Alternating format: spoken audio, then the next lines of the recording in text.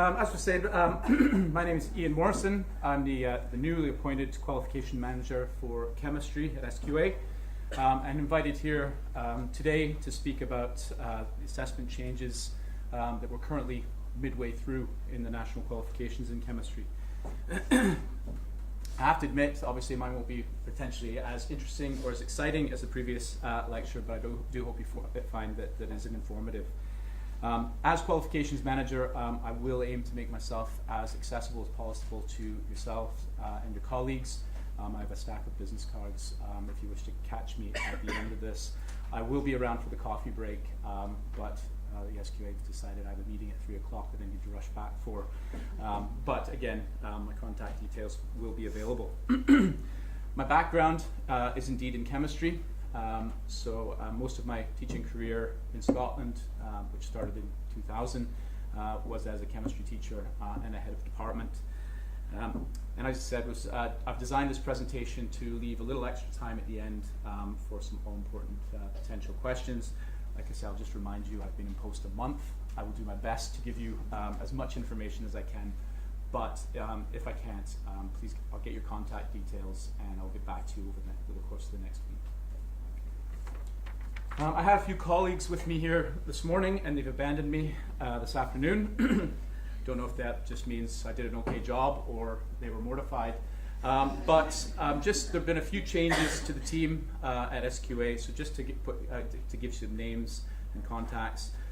Sue Pope, she was here this morning. She's the head of service for science, mathematics, and core skills. Myself as qualifications manager. Some of you may have worked with Michael McKenna last year. He remains as qualifications officer. And starting this month, I have two new subject implementation managers. Leslie was here this morning. She started on Monday, and Shona starts towards the end of next week. So all new, all exciting, but go easy on me at the end of this, please. For a sense of completion, I'm going to briefly just remind us of the changes to assessment that we saw last year at National 5.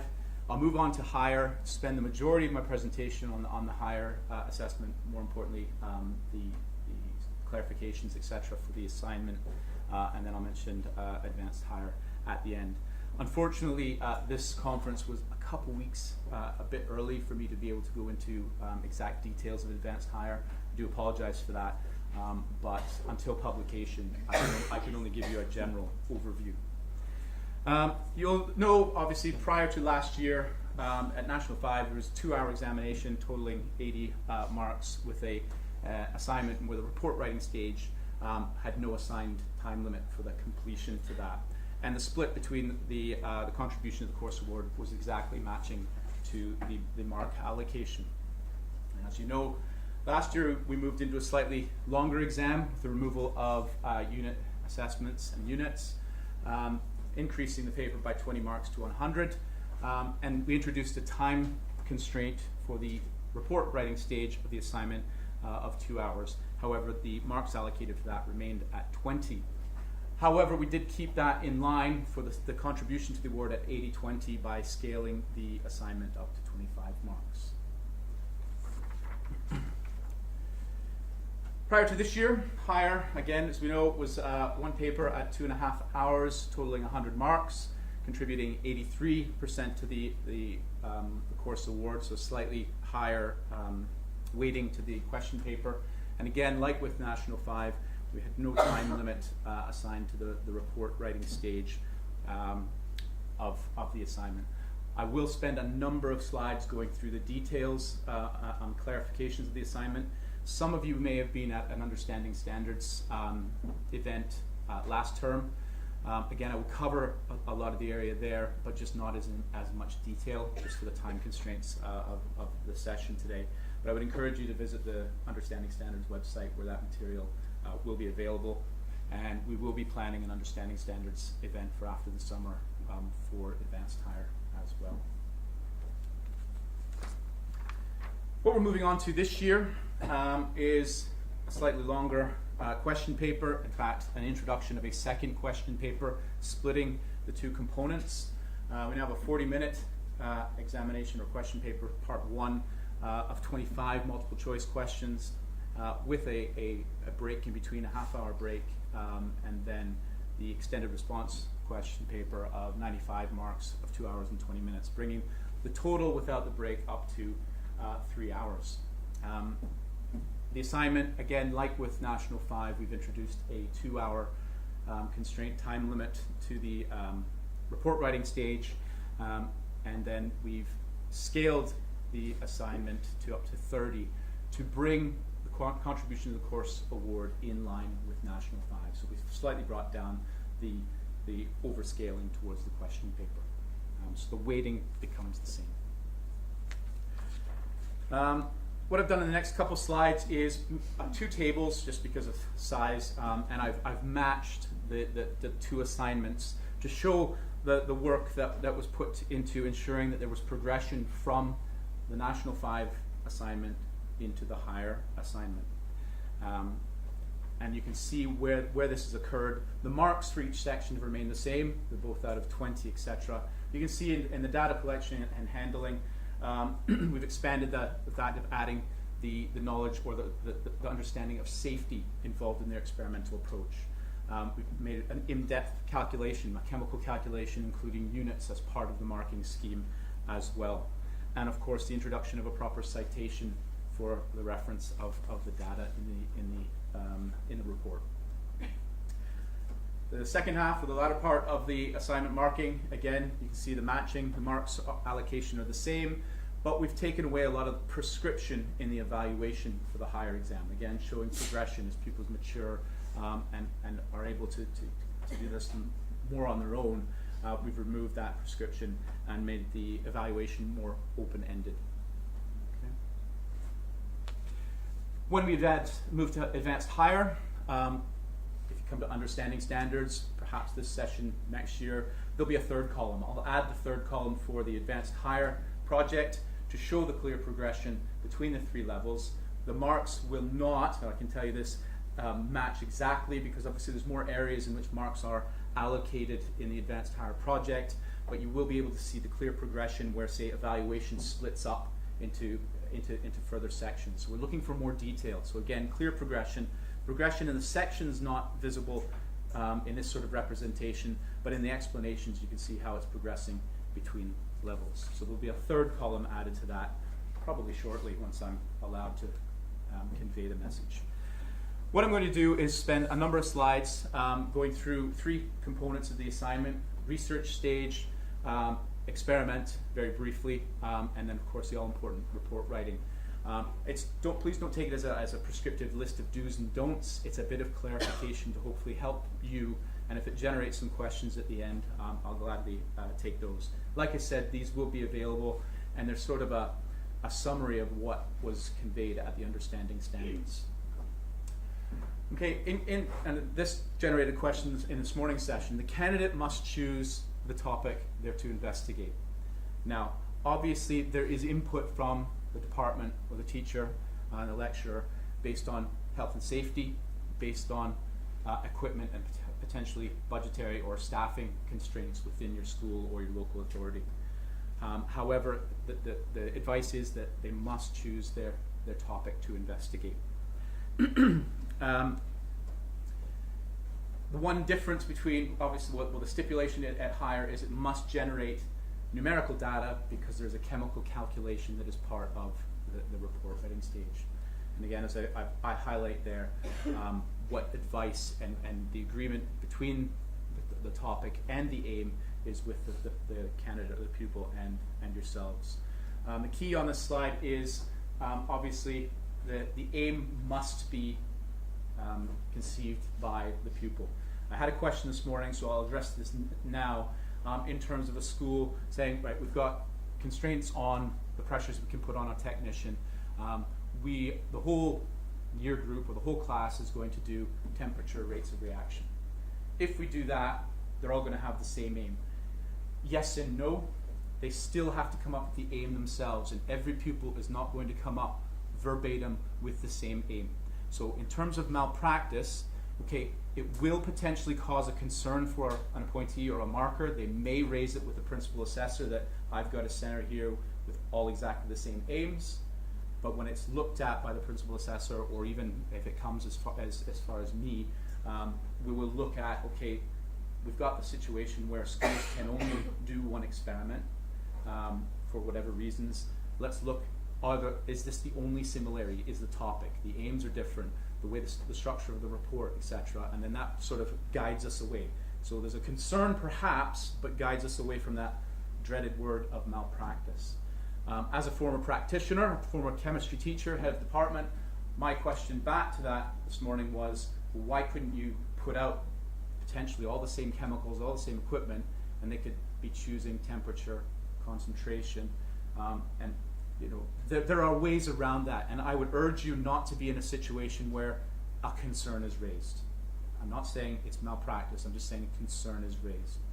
You want to do the best you can for your candidates, and you don't want to visit from one of my subject implementation managers to explain why. So I thought I'd address that now. I wasn't expecting that this morning, but I thought I'd address that in case it came up again here this afternoon. Further along the research, again, there is the provision that candidates can work in pairs or in groups. However, the guidance is the groups can be no larger than 4. The reason being is every candidate must contribute to the experiment, and any group larger than 4, there's no way they're all going to contribute to that. Again, it might be a group of 4 splitting into 2 pairs, and then they share data between them for sakes of repeats, etc. One stipulation is the research must be done on their own. So although they're doing a group experiment, that's fine, but the research and the data collection, etc., must be individual. They will need to write down a reference to source the data for the citation in the write-up stage. And they may accumulate extracts for the underlying chemistry. And I've been asked, what is an extract? So I came prepared with a definition that has been agreed across all 3 sciences. We are aiming to ensure that there's more continuity, not only from level to level, but between the sciences. So pupils aren't walking from biology assignment writing in one class into your class, and they've got different rules, different regulations, different ways of doing things. So again, I'll provide this, but an extract can be a photocopy, a printout, again, if it's internet-based research, or something that is copied verbatim. If it's a reference book that's in your classroom that you haven't allowed them to photocopy and they've copied something out verbatim, not summarized or changed into their own words. Candidate notes or course notes are not permitted. The purpose of the extracts is to have the candidates writing underlying chemistry. So if they're given their course notes, that's almost laid out for them, and we can't cross-check that for plagiarism. Not that that's done, but you'll know what I mean in terms of that. Complete textbooks are not allowed into the report writing stage, but I realize some centers might photocopy sources, and I'll talk about provision of sources in a minute. So complete textbooks are not permitted. The reason for that is textbooks may contain conclusions, explanations, comparisons, improvements, etc. So it may provide them with an evaluation that they should be coming up with themselves. Now, granted, they may have already read that prior to coming into the assignment, but they can't take the complete textbook into that. What you may provide is a wide range of sources. Again, I'll link this to a question I received this morning. Everybody's doing rate of reaction and temperature. We provide them with laptops in the lab or in the classroom. We go to the library, whatever. They're all going to Google the same thing. They're all going to take the first 3 sources that come up in the Google. They're all going to have the same citations, references, etc. We're going closer and closer and closer to being perceived as malpractice. So what you may want to do is come up with a list of sources to avoid this, if this is a situation that you find yourself in. We've in the course assessment task documentation, it does state it must be a minimum 6. The reason for that is, now although we know that candidates don't do this, if they did a Google search, they're going to get pages and pages of results. Now yes, we know they go for the first 2 or 3 or 4 when that's just the way we are when we Google something now. But 6 or more means that pupils will research and select for themselves. Not if you hand them 3, they're going to use 3 and everybody's got the same. So that was the reason that the number of 6, and it is in the documentation that it's a minimum of 6. So if you're worried about raising concerns about project or write-ups being similar, you may want to do that, or you may want to guide pupils into focusing their research a little more. And again, as with before, you can't supply candidates with relevant tables. So again, you can't photocopy a table of results or whatnot out of a source or graphs within the articles and web pages. If you give them photocopies and extracts, etc., that has that graph there, they still have to go in and select that. It's not, this is the graph you need to use for your for your evaluation, etc. Okay. I have one slide on the experiments before I move on to the report, and this kind of is a do and a don't list. As I mentioned, if there is pair and group work, each pupil must take an active role. Again, relating to a question this morning, you don't have to provide evidence of that in terms of if you were validated. Okay, we rely on departmental, whatever departmental procedures you have for ensuring that. If it's just the teacher ensures that in the class, we will take the school at its word.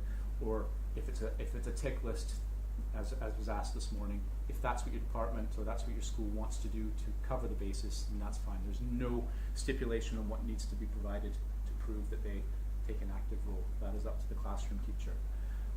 They can be given experimental procedures. Okay, obviously, if you're doing rates of reaction, you'll have an experimental procedure potentially for concentration. You'll have an experimental procedure for temperature. You can provide that with them as long as it doesn't have the aim written out for them. Again, this is for safety and progression as they move up into advanced higher. You can share data, as I said earlier, in terms of repeats where appropriate. It might split a group of 4 into 2 pairs, and they can exchange data to speed up the process.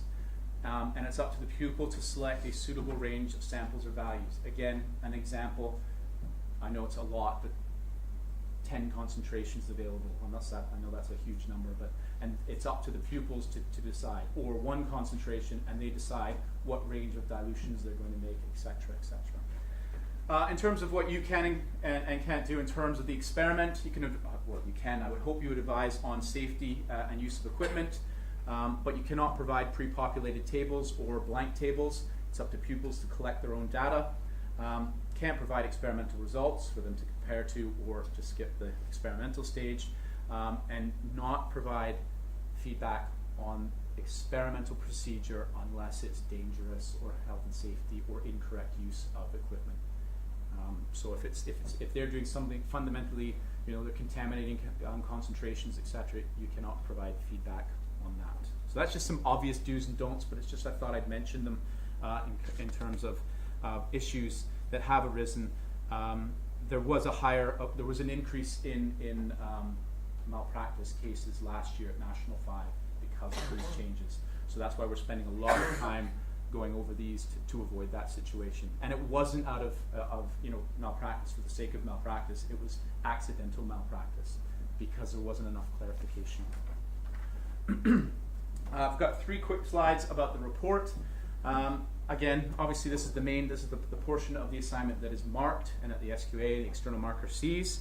Of course, there's the new limit of 2 hours maximum, but that does not have to be a sitting in an examination condition 2 hours and that's it, done and dusted. We know schools aren't going to run these like prelims, etc. So they can be split over consecutive lessons or a number of lessons. So if it's every Friday period.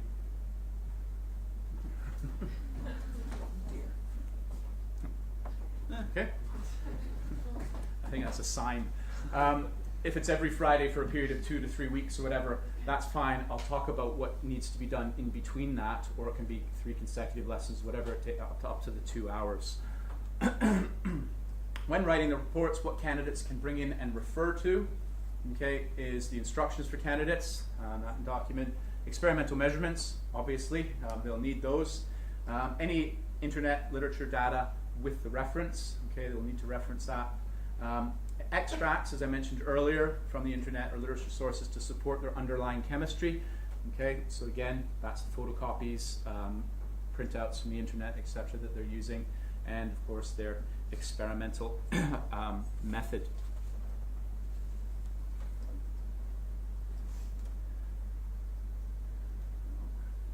Okay. This is my least favorite slide because it's you may not do this, but essentially, now I know pupils potentially will draft things in advance, okay? They just can't have access to it. Now, I'm not encouraging you to do that in any way. I'm just saying, if I say pupils may not draft anything, how can you stop them from practicing their calculations or whatever? They just can't bring that into the report writing stage, okay? And that, unfortunately, is up to you to make sure does not happen. So it's up to the teacher to check what is taken in. As a former practitioner, as a former head of department, what I would probably do is collect that in prior to the pupils doing the report writing stage, so setting a deadline for the research, etc., and checking it, and then having it ready for them when they start the report writing. That then, along with their report, or the report that is ongoing, if you're spreading it over multiple lessons, has to be taken in, kept secure. Candidates can't bring more or less in over consecutive lessons.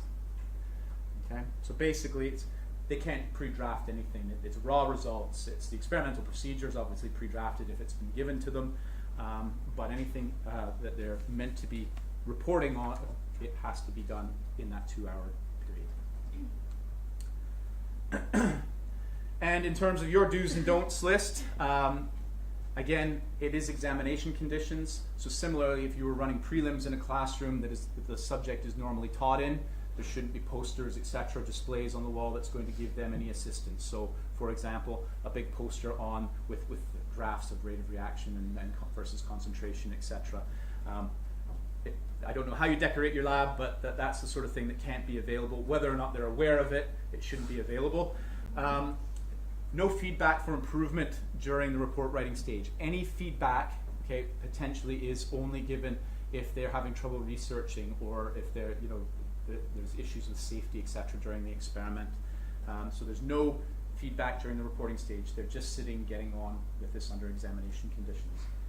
Again, as I mentioned, candidate's work, if it's done over consecutive lessons, needs to be stored away from the candidate, because they can't bring it in and out of report writing sessions.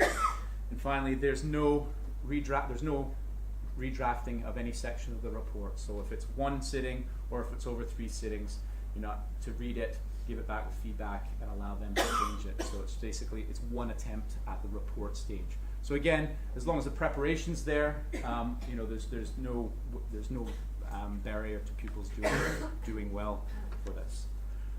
Now, again, as I said, there'll be an opportunity at the end if there's any specific questions. I will be around the last 15 minutes at the break before I have to rush back. But I have cards, etc. If you want to just have a quick word with me and say, I've got a question, can I email you or whatever? Or you can go through the usual channels in the SQA website, because that just gets forwarded to me, and I'll either answer it or forward it to my subject implementation managers to answer. Now, of course, what potentially a lot of you were looking forward to and hoping that you could take back to your school was, what changes are we going to see for advanced hire? As I said, I can give you a brief overview. I just can't go into specifics. I did ask, but because it's at a stage where it's pre-publication, it still has to be approved by ministers. We've gone through all the internal SQA approval stages, etc., and it's just at the final stages. I'll give you dates of publication as well, but they'll be on the slides if you don't want to jot them down. In terms of course content, there is no change to advanced hire course content at all. Okay, there will be reordering. Okay, removal of units. There might be some reordering of some of the content areas, and definitely some clarification of areas. So more clarification on a number of areas that have come up through feedback.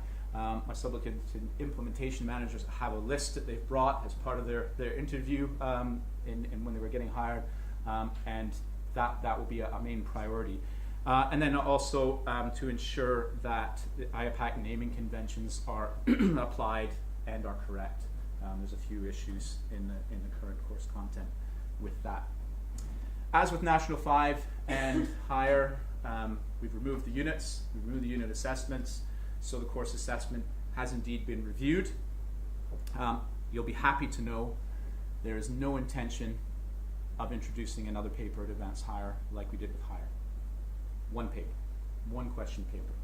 Take timing, whatever as you will, it will increase in size, but you know our limits to that in terms of pupils sitting, length of exams, etc.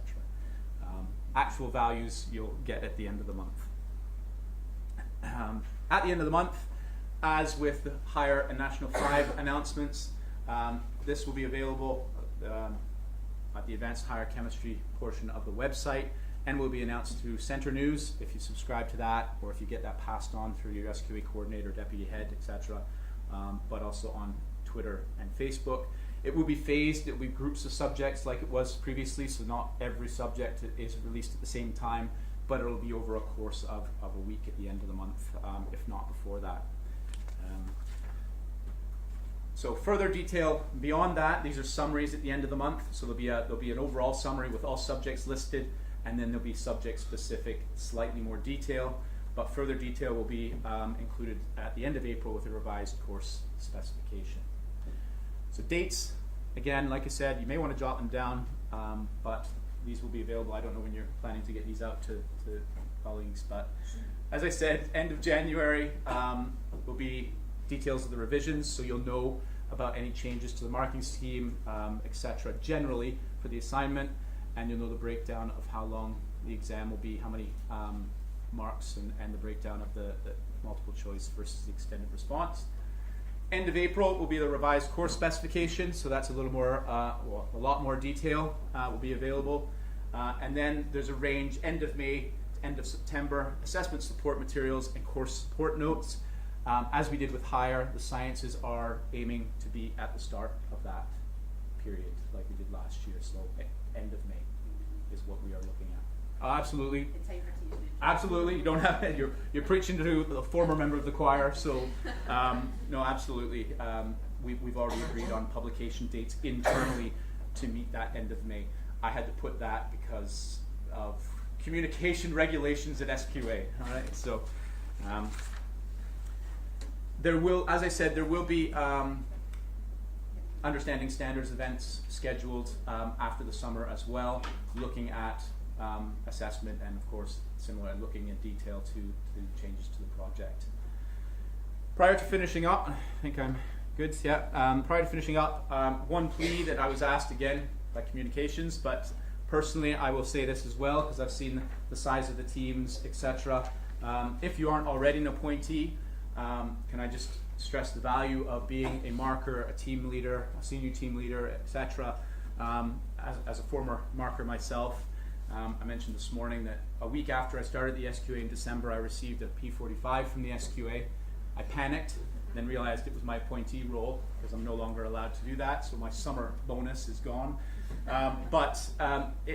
Personally, those of you that do mark, it's invaluable, especially as you move through your career. Myself, as I moved up in the career towards deputy head, I was less involved in chemistry department, and it kept me involved in areas I may not have been teaching. And it proves invaluable in terms of benefits to yourself, but of course to the pupils that you're teaching. So there's the area of the website to go to if you are interested. I can tell you now, chemistry is definitely hiring. We're not in a position that you're going to get emails in May that we're still looking for markers just yet, but we're always looking to expand the team. So please, if you're thinking about it, give it a shot. It is worthwhile. Can I just thank you for listening? I know it wasn't the most exciting of presentations when I was told this week one back in December that I had to do this in January. There was a bit of a panic, but I thought it's the best way to get out there, get my face known or recognized for some of you. And as I said, I'll be around if you want to speak to me one-to-one during the coffee break. I won't be around at the end of the day, unfortunately, but if you wish to get in touch with me, please do. Like I said, my goal is to be an accessible qualifications manager. I will be at the other end of an email or a phone and not have to go through all the barriers of protection in the SQA. So thank you. I'll open it up if there are any questions at this stage. Again, like I said, if it's something I'm not too sure of and I don't want to get myself in bother at this stage, because I'm just coming into this role. I will get back to you over the next week once I speak.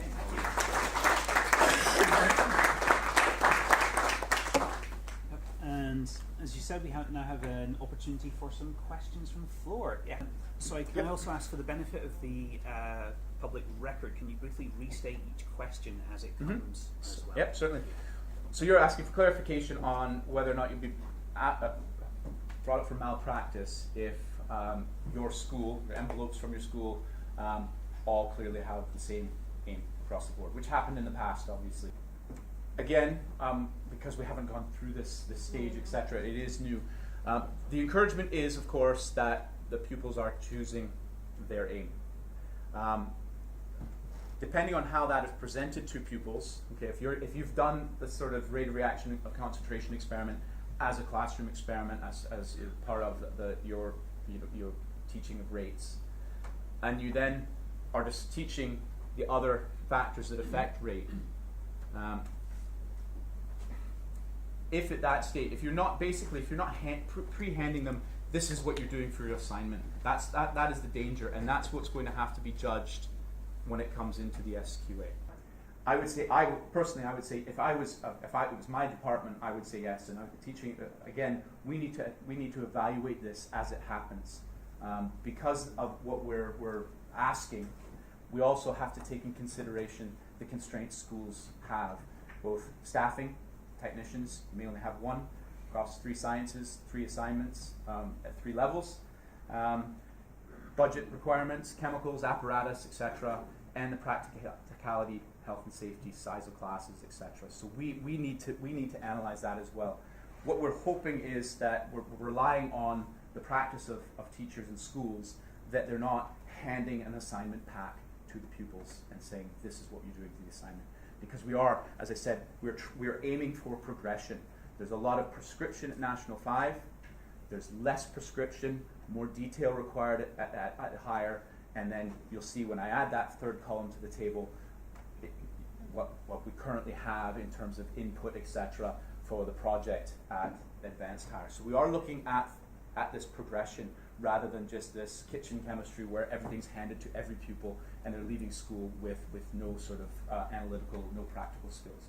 So what I know this is not quite giving you the answer, because the answer probably won't come until we start getting these assignments in and seeing, okay, they're all doing the same aim, but how similar are these reports across the board?